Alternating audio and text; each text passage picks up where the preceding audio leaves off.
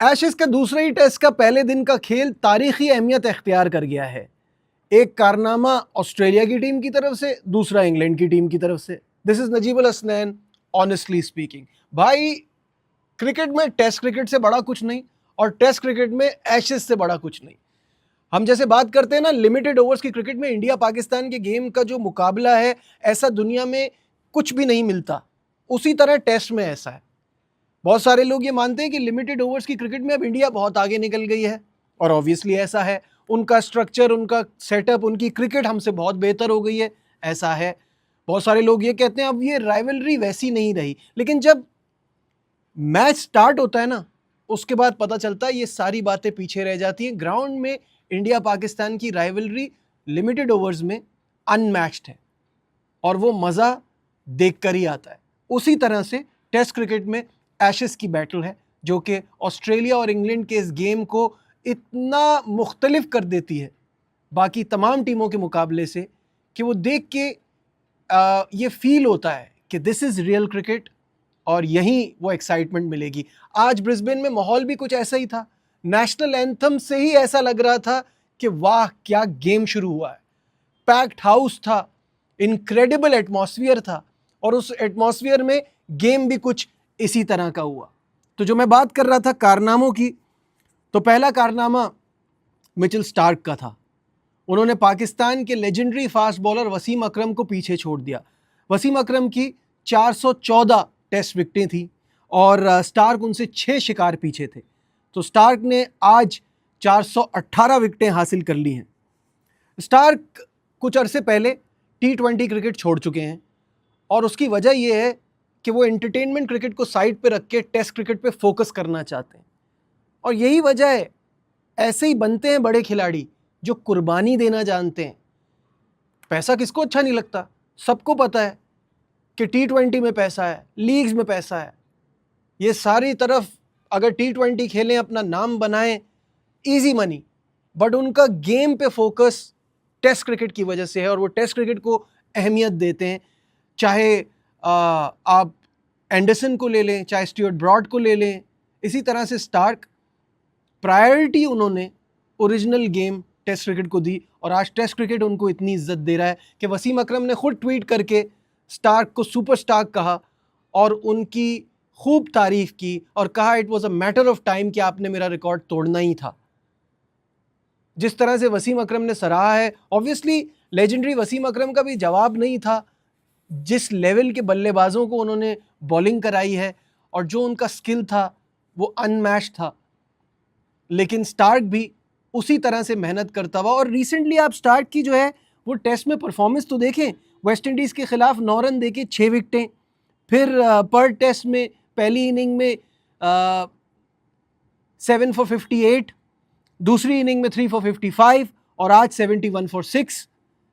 आज तो कमाल ही कर दिया, इंग्लैंड की बैटिंग को हिला के रख दिया। आज के दिन में इंग्लैंड का स्कोर है 325 for 9, और इस 9 में से 6 विकेटें जो हैं वो स्टार्क ने ली हैं। तो इससे आप अंदाज़ा लगाइए ना कि क्या इम्पैक्ट छोड़ता है ये बंदा, कितनी ज़रूरत है ऑस्ट्रेलियन टीम में इसकी। लीड करता है उनके बॉलिंग अटैक को, और वो क्लियरली नज़र भी आ रहा है। ये तो बात हो गई ऑस्ट्रेलिया की। अब आ जाते हैं इंग्लैंड की तरफ से। इंग्लैंड के लिए जो आज कारनामा किया है वो जो रूट ने किया है। भाई, जो रूट पे इतने ताने कसे जाते थे कि ऑस्ट्रेलिया में 100 नहीं है, ये कैसा बड़ा प्लेयर है जिसकी ऑस्ट्रेलिया में 100 नहीं है। ये कहते थे कि ये या तो घर की पिचों पे करता है रन, या फिर इसके रन होते हैं सीधी विकेटों पे। ऑस्ट्रेलिया में इसके 100 करना इसकी बस की बात नहीं है। तो आज वो बात ख़त्म हो गई। He scored a brilliant century. 16 test matches हैं, ये 30वीं इनिंग खेल रहे हैं।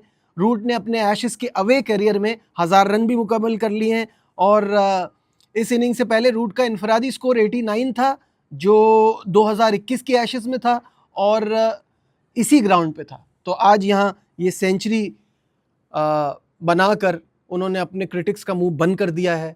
What a player he is. He is going to turn 35 this year. कुछ दिनों में वो 35 साल के हो जाएंगे।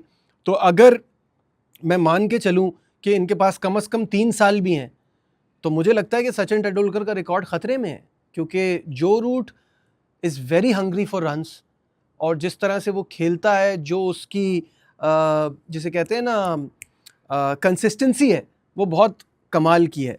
खैर, coming back to the game, आज के दिन पे बात करते हैं। दिन भर की बात में तो आज चाय के वक्फे तक जो ब्रेक आया था, टी ब्रेक, तो इंग्लिश टीम की 4 विकेटों पर 196 रन थे, स्टेबल लग रही थी। लेकिन उसके बाद एक कोलैप्स हुआ, 264 for 9।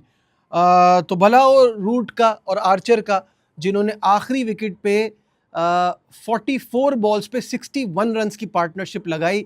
That was just incredible. इसकी वजह से स्कोर जो है वो 325 पर पहुंचा। इससे पहले इंग्लैंड की जानिब से एशेस 2023 में ओल्ड ट्रैफर्ड पर आखिरी विकेट की जो 50 पार्टनरशिप थी, वो थी 66 रन्स की, जो कि जॉनी बेस्टो और जेम्स एंडरसन के दरमियान थी। तो आज जो है उसको उन्होंने मुकाबला दिया और होपफुली कल सुबह तक वो एक नया रिकॉर्ड बना लें।